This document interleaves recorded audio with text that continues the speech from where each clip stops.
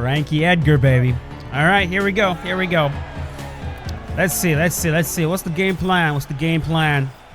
I'm thinking just boxing. I mean, Frankie Edgar is like, he's a grappler predominantly who wants to get guys to the ground. But he's also, I'd say he's a wrestle boxer. You know what I mean? One of these, like, called a wrestler with the overhand, right? But he's more than that. You know, he has some good boxing combinations. But he wants to get you to the ground. He wants to take you down. He wants to pin you. He wants to use his grappling. But this is stand and bang. So we're going to have to throw hands. There is no opportunity to drag this man to the ground. Which, by the way, you guys let me know. Okay. This man using my shit. Are you guys okay with me doing random fighter select sometimes and stand and bang? Or do you only want to see random fighter select pure MMA? I feel like it's actually harder to do it in stand and bang. And the reason for that is because, you know, with random fighter select, you have in MMA, you have more ways to win. Although I don't really enjoy it as much as stand and bang, as you guys will notice that I've mostly been doing stand and bang. But with MMA, you actually have more ways to win, right? Like, I'm using Frankie Edgar right now. If this was MMA, I would be looking to drag this dude to the ground at some point. But in stand and bang, you really have no option. So if the game gives you a grappler, like a straight up Damian Maia, Hoist Gracie style, like, you got no choice. You got no choice but to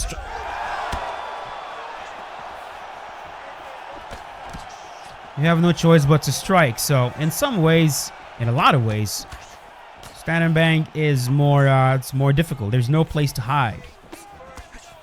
Which again is a big reason why I always say I think boxing's harder than MMA. I think it's harder. I'm not saying it's more complex.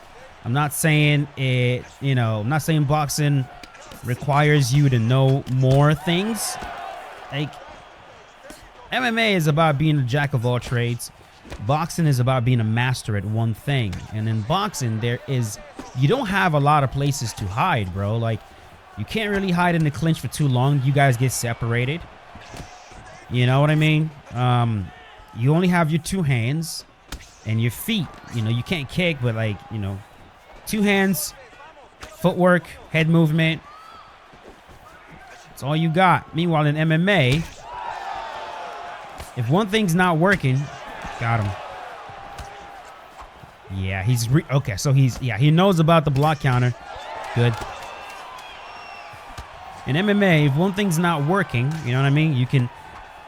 I use the word hide. Like, in MMA, you can hide your deficiencies using other things. And again, I'm not saying it's a bad thing, because, like, man, people have a way of hearing what they want to hear.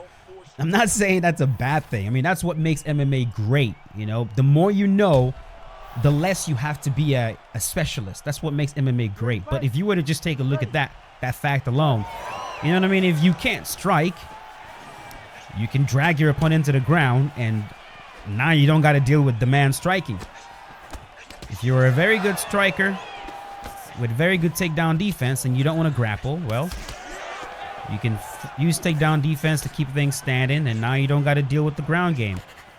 If you can't do either very well, you can just pin your opponent against the cage for long periods of time. The referee is not inclined to separate you too fast. You know what I mean? So, in my opinion, that's what makes boxing, I think that's what makes boxing harder.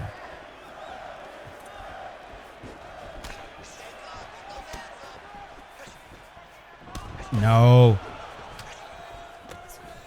There we go. So in this second round, I'm going to start leg kicking him more, because I'm noticing right now that I'm not giving him enough to worry about. No. If all he has to worry about is the hands, then he can just kind of hang back and do what he's doing right now. But with these leg kicks, his head will open up, because my opponent is being very defensively sound right now. He's barely opening himself up. You know what I mean? He's very twitchy.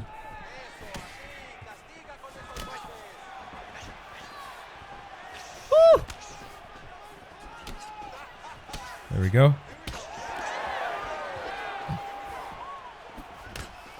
Yeah. Kick. There we go. Yeah. Front kick. That front kick as they're standing up. A lot of players will actually block low as they're standing up. I've noticed that. So I like going for that front kick just as they're standing up. If they block low as they're standing, especially if you've been kicking their legs. Oh, yeah. If you kick their legs, for example, and you trip them with a leg kick, like in that situation right there, when he stands up, he'll be inclined to hold block. You go for that front kick, a lot of times you'll land that front kick clean. Now see, this is the stone wall right here. Buy my ebook when it's done. I'm writing it right now. Like right here. Watch this. Oh, I missed. This is the stone wall archetype right here. The stone wall is the guy that he retreats, and then he waits for you to enter the pocket or to close the distance to a certain point. Then he does that. See that? He puts a strike in front of you. See what he's doing right there? Yeah. A very good way to deal with the stone wall, which, I mean, I'll cover all these archetypes in the ebook, and I'm hoping you guys, when I drop it, you guys go support your boy. I don't sell shit to you guys. Rarely ever. But this one is one that I will ask humbly that you guys pick up when it drops. It will be my first official book. I've always wanted to write books, you know what I mean? So this will be my very first, you know, I'd say like getting my feet wet when it comes to writing. So it will be good. I promise you guys, it will be good. This is years upon years upon years of knowledge. And I will cover every possible style of player you're going to come across. And it's going to be timeless as well. It's not just going to be for, there we go. It won't just be for UFC 5 or UFC 6. You will be able to apply this in pretty much any UFC game, because those player archetypes are in every single game. Every single game. And the way you deal with them, for the most part, is going to be the same. There we go. So yeah, classic Stonewall. Kick their legs. Force them to want to advance. Then take advantage of the fact that they will leave themselves open right there. See that? There we go. The Stonewall does a very, they're really comfortable when they're right there, when they're doing that. When he's backing up and just meeting you in the pocket. This is where, again, the leg kicks come into play. There we go. Damage both legs. There we go. Head kick.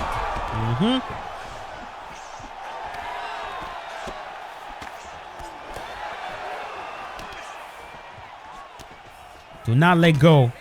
Do not let up on the leg kicks. One thing that happens a lot of times when you start hurting someone in the head, and I do the same dumb shit, a lot of times you forget about what actually got you to the dance. Don't let up on the leg kicks. You guys will notice right here, I am not letting up on the leg kicks. I'm not just going to start focusing heavy on his head. There you go. We're still going to kick those legs. No. Leg kick. Leg kick.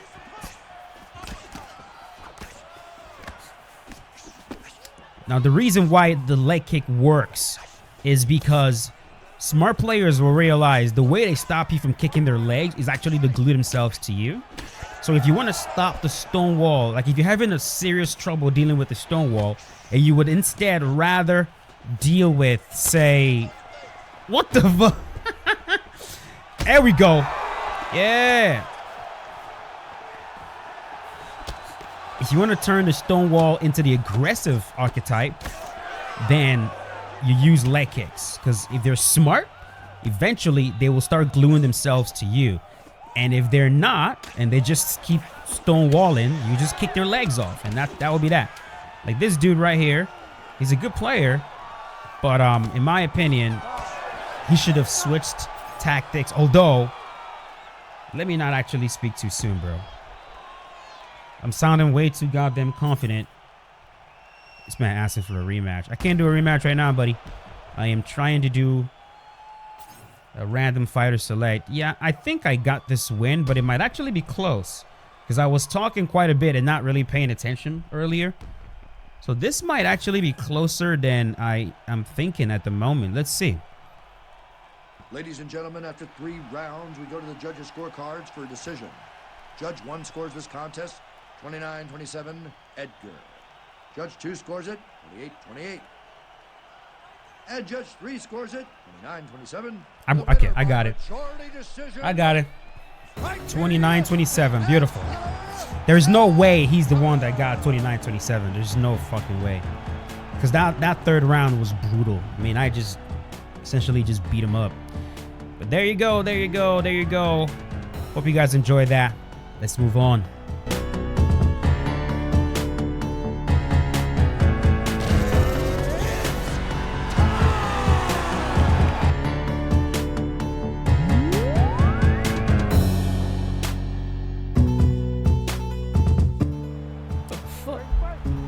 Oh my goodness. Oh my goodness. Oh my god. Okay. All right. This is all right, boys. We are going to go straight game plan with this one, straight up outside fighting. Straight up outside fighting.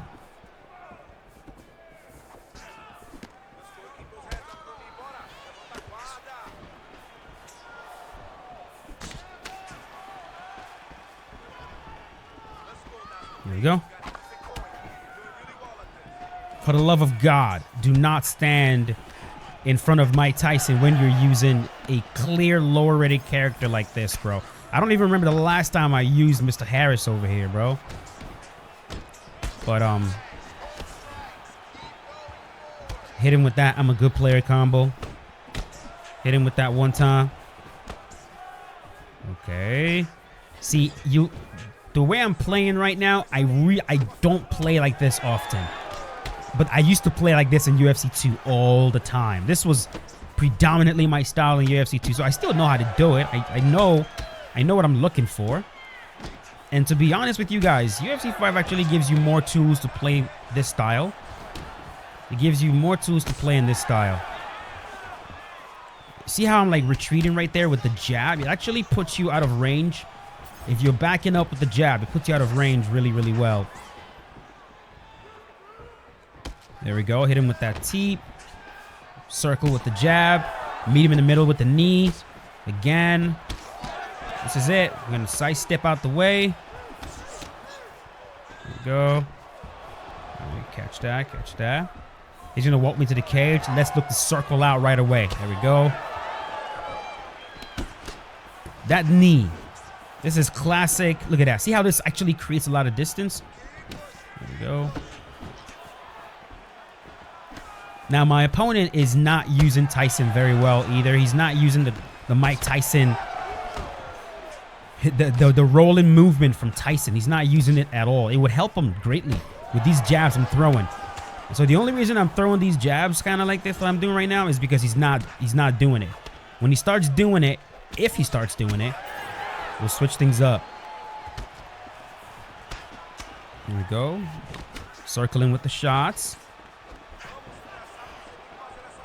There we go. Use that stiff arm retreat as well.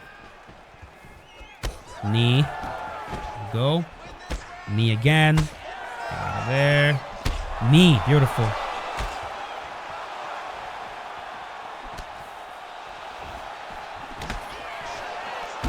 Again. Elbow. This is how the knees and elbows were designed to be used, by the way. It's supposed to be a get away from me strike, right? Like when you're being pushed heavy.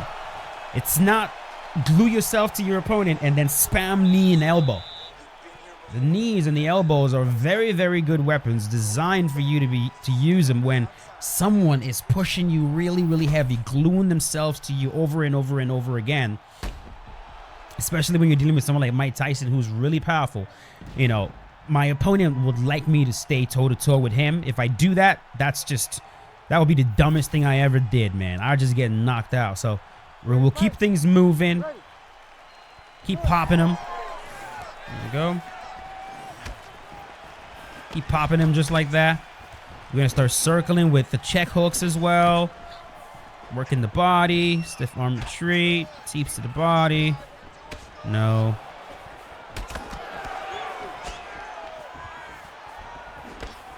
There we go. Circle with him. Circle with him. Push him. There we go. Nice.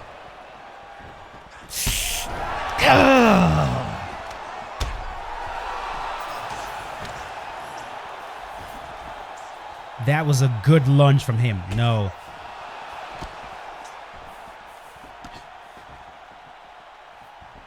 Okay, so he's lunging right now. All right, all right.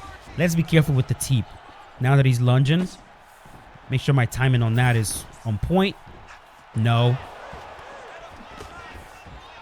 There we go.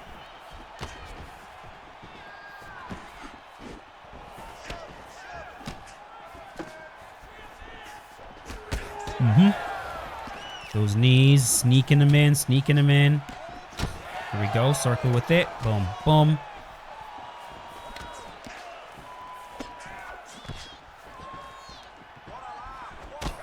There we go.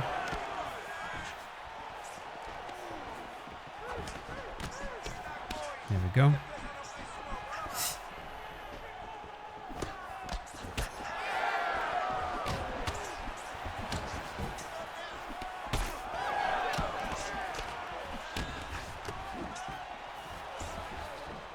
Again.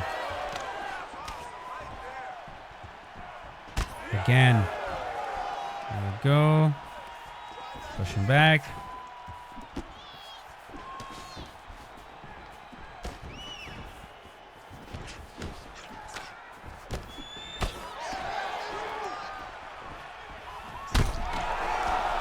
There we go.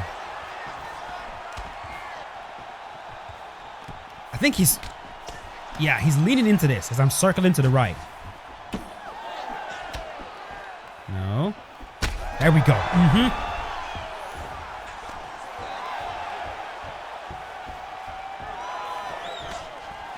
I'm probably going to title this something funny like I ran for my life against this Mike Tyson player. There we go. Woo. There we go. No. Again.